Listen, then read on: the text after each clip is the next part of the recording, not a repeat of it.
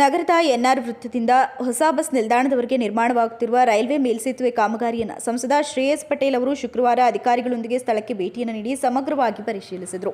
ಕಾಮಗಾರಿಯ ಪ್ರಗತಿ, ತಾಂತ್ರಿಕ ಅಂಶಗಳು ಹಾಗೂ ಸಾರ್ವಜನಿಕರಿಗೆ ಉಂಟಾಗ್ತಿರುವ ಸಂಚಾರ ದಟ್ಟಣೆ ಮತ್ತು ಅಸೌಕರ್ಯಗಳ ಬಗ್ಗೆ ಸಂಬಂಧಪಟ್ಟ ಅಧಿಕಾರಿಗಳಿಂದ ಮಾಹಿತಿಯನ್ನು ಪಡೆದರು. ಎನ್ಆರ್ ವೃತ್ತದ ಬಳಿ ನಿರ್ಮಿಸಿರುವ ಸರ್ವಿಸ್ ರಸ್ತೆ ಅವೈಜ್ಞಾನಿಕವಾಗಿದ್ದು ಸಾರ್ವಜನಿಕರಿಗೆ ತೊಂದರೆಯಾಗಿದೆ. ವಾರದೊಳಗೆ ಜಂಟಿ ಸರ್ವೆ ನಡೆಸಿ ಶಾಶ್ವತ ಪರಿಹಾರ ವರದಿ ನೀಡಲು ಅವರು ಅಧಿಕಾರಿಗಳಿಗೆ ಸೂಚಿಸಿದರು. ಮೇಲ್ಸೇತುವೆ ಕಾಮಗಾರಿ ವಿಳಂಬವಾಗಬಾರದು. ಜೂನ್ನಲ್ಲಿ ಸಾಧ್ಯವಾಗದಿದ್ದರೂ ಆಗಸ್ಟ್, ಸೆಪ್ಟೆಂಬರ್ ಒಳಗಾಗಿ ಪೂರ್ಣಗೊಳಿಸಿ ಸಂಚಾರಕ್ಕೆ ಮುಕ್ತಗೊಳಿಸಲಾಗುತ್ತೆ. ಅನುದಾನಕ್ಕೆ ಕೊರತೆ ಇಲ್ಲ ಅಂತ ಶ್ರೇಯಸ್ ಪಟೇಲ್ ಅವರು ಹೇಳಿದರು.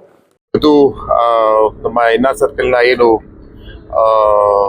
ರೈಲ್ವೆ ಮೇಲ್ಸೇತುವೆ ಕಾಮಗಾರಿ ತ್ವರಿತಗತಿಯಲ್ಲಿ ನಡೀತಿದೆ. ಅದ್ರ ಬಗ್ಗೆ ಒಂದಷ್ಟು ಸಣ್ಣ ಪುಟ್ಟ ಸಮಸ್ಯೆ ಇಲ್ಲಿ ಸ್ಥಳೀಯರದು ಇತ್ತು. ಹಾಗಾಗಿ ಇವತ್ತು ಖುದ್ದಾಗಿ ಬಂದು ಸ್ಥಳೀಯರ ಜೊತೆ ಅಹವಾಲನ್ನ ಕೇಳಿ ಸಂಬಂಧಪಟ್ಟ ಅಧಿಕಾರಿಗಳ ಜೊತೆ ಭೇಟಿ ಮಾಡಿ ಏನೇನಾಗಬೇಕು, ಯಾವಾಗ ಇದು ಕಂಪ್ಲೀಷನ್ ಆಗುತ್ತೆ ಅನ್ನೋದನ್ನ ಒಂದು ಪರಿಶೀಲನೆ ಮಾಡ್ತಾ ಇದ್ವಿ. ಬಹುಶಃ ನಮ್ಮ ರೈಲ್ವೆ ಇಲಾಖೆಯವರು ಜೂನ್ 2026 ಮುಗಿಸ್ಕೊಡ್ತೀವಿ ಅಂತಾರೆ.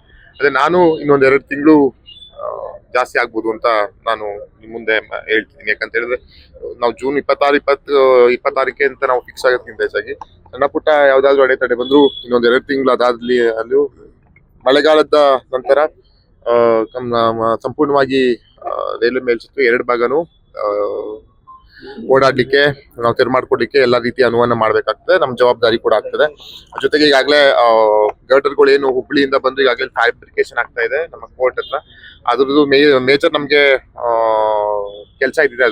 ಅದಾದ್ಮೇಲೆ ಫ್ಯಾಬ್ರಿಕೇಶನ್ ಎಲ್ಲ ಅಸೆಂಬಲ್ ಆದ್ಮೇಲೆ ಮತ್ತೆ ಒಂದು ಇನ್ಸ್ಪೆಕ್ಷನ್ ಬಂದು ಅವರು ರಿಪೋರ್ಟ್ ಕೊಟ್ಟ ನಂತರ ಗರ್ಡರ್ ಫಿಕ್ಸ್ ಮಾಡುವಂಥದ್ದು ಏನು ಈ ಕಡೆ ಮಾಡಿದ್ದಾರೆ ರೈಟ್ ಸೈಡ್ಗೆ, ಅದೇ ರೀತಿ ಫಿಕ್ಸ್ ಮಾಡುವಂತ ಕೆಲಸವನ್ನ ಅವ್ರು ಮಾಡ್ತಾರೆ. ಜೊತೆಗೆ ಇಲ್ಲಿ ಸರ್ವಿಸ್ ರೋಡ್ ಲ್ಯಾಂಡಿಂಗ್ ವಿಷಯದ ಬಗ್ಗೆ ಸ್ಥಳೀಯರು ಒಂದು